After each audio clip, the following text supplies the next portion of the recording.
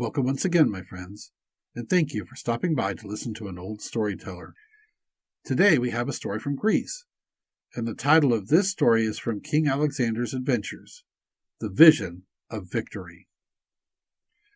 More than 2,000 years ago there lived a king in the land of Macedon who was a great conqueror, and when his son Alexander was born, the soothsayers and priestesses of the temples predicted that he would be a greater warrior than his father.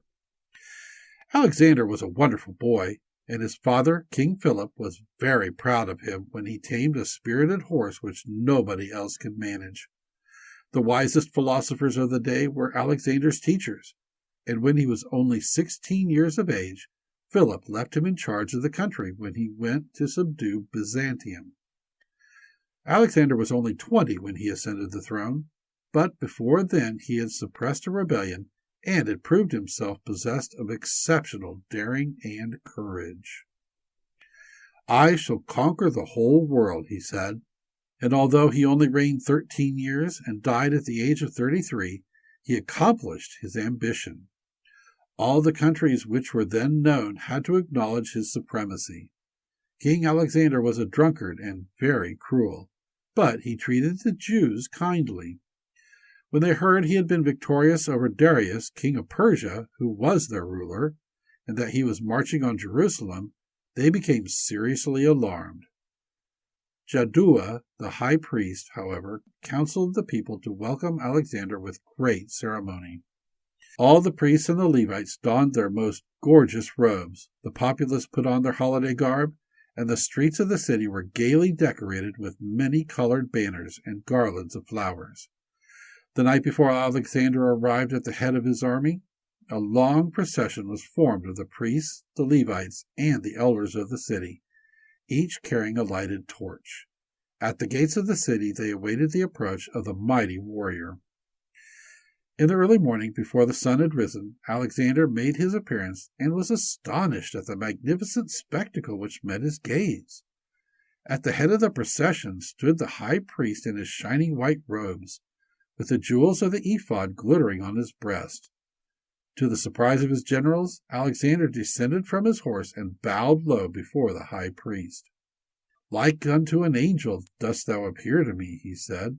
"Let thy coming bring peace," replied Jaddua. Parmenio, the chief of Alexander's generals, had promised the soldiers rich store of plunder in Jerusalem, and he approached the king and said, "Wherefore do you honor this priest of the Jews above all men?"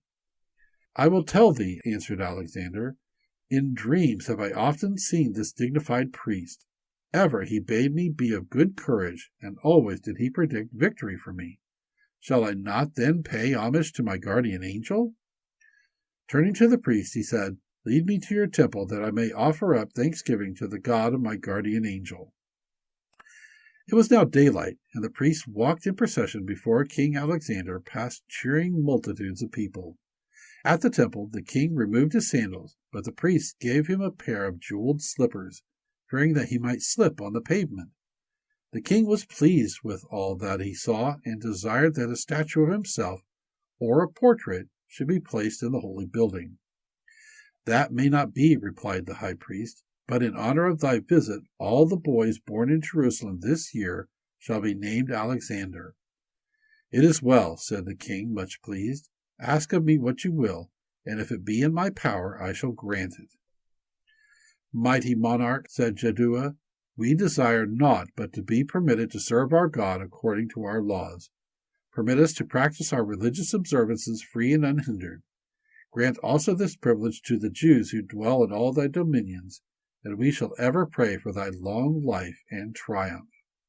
"It is but little that ye ask," replied the king, "and that little is easily granted." The people cheered loudly when they heard the good news, and many Jews enrolled themselves in the army. Alexander stayed some time in Jerusalem, and messengers arrived from Canaan to ask him to compel the Jews to restore them to their land. "It is written in the books of Moses," they said, "that Canaan and its boundaries belong to the Canaanites." Gebiah, a hunchback, undertook to answer. "It is also written in the book of Moses," he said, "Cursed be Canaan, a servant shall he be unto his brethren. The property of a slave belongs to his master. Therefore, Canaan is ours." Alexander gave the envoys of Canaan 3 days in which to reply to this, but they fled from Jerusalem.